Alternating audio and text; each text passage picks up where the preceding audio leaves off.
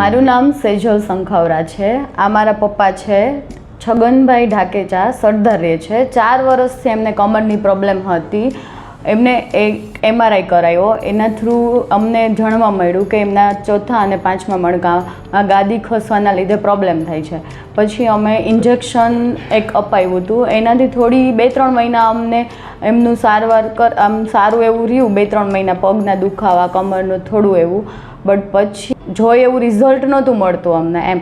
પછી દુખાવો થોડો વધતો જતો હતો. પછી અમે 2-3 ડૉક્ટરને સજેસ્ટ કર્યું, પણ એ બધાના એવા જ રિવ્યૂ હતા કે ઓપન સર્જરી કરાવો. આ ઓપરેશનમાં ઓપન સર્જરી જ થાય, પણ અમારે લોકોને ઓપન સર્જરી નહોતી કરાવી, કારણ કે એના ઘણા બધા બી બ્લડ લોસ ને ચેકો મરાવો ને એ બધું પપ્પાને નહોતું કરાવવું, અને એમાં રેસ્ટ ને બધું કરવું પડે. તો એ એક ખેડૂત છે, તો એનાથી એ પોસિબલ નહોતું ઓપન સર્જરી. હમણાં લાસ્ટ 1 અને 2 મંથથી એમનો પ્રોબ્લેમ બહુ જ વધી ગયો હતો કે ચાલવામાં બધી રીતે પ્રોબ્લેમ થતી હતી. તો અમે સર્ચ કરતા હતા, ઘણી બધી અમદાવાદ બતાવ્યું, ગાંધીનગર બતાવ્યું, ઘણી બધી જગ્યાએ બતાવ્યું. બધા ડૉક્ટરનું એક જ સજેશન હતું કે ઓપન સર્જરી.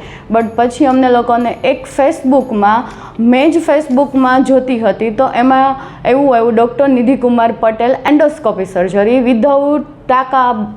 એના ઘણા ફાયદા બધું મેં જોયું એમાં, અને એ બી રાજકોટમાં શિવ હોસ્પિટલમાં હતું. તો મેં પપ્પાને વાત કરી કે આવી રીતના એન્ડોસ્કોપી સર્જરી બી થાય છે, તો આપણે એક વખત મળીએ. પછી અમે લોકો ડૉક્ટરને મળવા માટે આવ્યા, ડૉક્ટર નિધિ કુમાર પટેલને.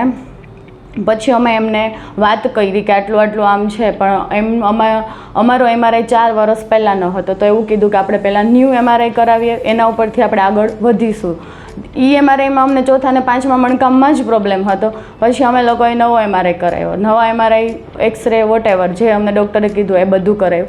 પછી અમે ડૉક્ટરને પાછા મળ્યા. પછી અમને વાત કરી કે પહેલાં 4 વર્ષ કરતાં અત્યારે પ્રોબ્લેમ વધી ગયો છે ઘણો બધો, કે એમને 2 સ્ટેજમાં ઓપરેશન કરવું પડશે એન્ડોસ્કોપીમાં. જે લેવલ છે 5S1 ને એક લેવલ છે 3-4 ને એક 4-5, જેમાં નસ દબાતી હતી. આપણે એ રીતે કરવાનું થશે એમ બધું અમને સમજાયું કે 2 સ્ટેજમાં ઓપરેશન આપણે કરીશું, ને આ ઓપરેશન લાંબો ટાઈમ ચાલે, 4 થી 5 કલાક સુધી ચાલી શકે એમ.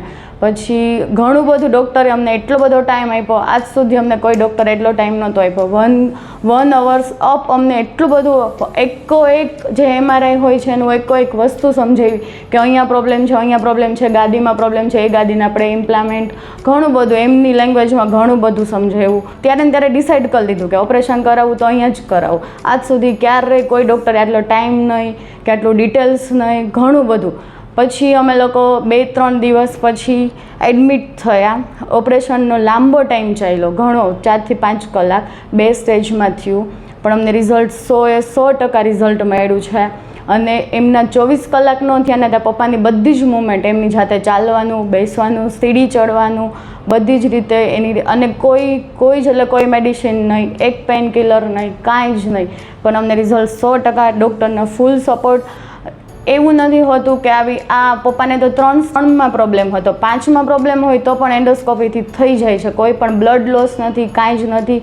અને કોઈ આરામ કે એવું ડૉક્ટરે કીધું કે હા 2-3 મહિના તમે રેસ્ટ ધ્યાન રાખો, કારણ કે તમે ફાર્મર ખેડૂત છો, તો તમે એટલો રેસ્ટ કરો તો તમને ફ્યુચરમાં પ્રોબ્લેમ ના થાય. મારું તો તમને લોકોને એક જ કહેવું છે કે ઓપન સર્જરી કરતાં બેસ્ટમાં બેસ્ટ એન્ડોસ્કોપી સર્જરી કરાવો, અને એ બી રાજકોટમાં થઈ જાય છે. બાલાજી હોલની પાસે શિવ હોસ્પિટલ છે, એમાં ડૉક્ટર નિધિ કુમાર પટેલ કરીને છે, અને બેસ્ટ સર્જરી છે.